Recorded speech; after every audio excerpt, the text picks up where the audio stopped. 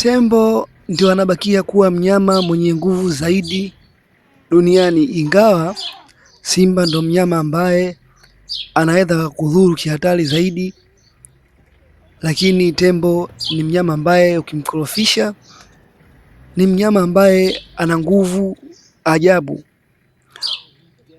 Tembo wanapatikana Afrika, Amerika na mabara yote kasoro ile bara ambalo haliishi binadamu. Tembo ana uwezo wa kusukuma gari, ana uwezo kudondosha mti, ana uwezo kufanya vitu vingi sana. Ana uzito usiopungua kilo 5,000 hadi 12,000, yani tani 5 mpaka tani 12.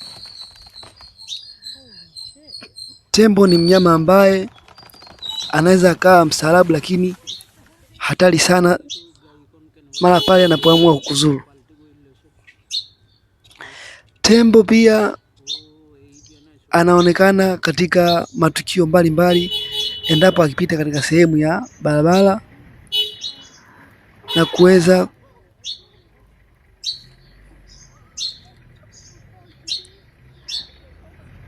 na tembo pia wanapoenda kumtembelea wanadamu lazima wakae kwa tahadhari, kwa sababu anaweza akawadhuru muda wowote.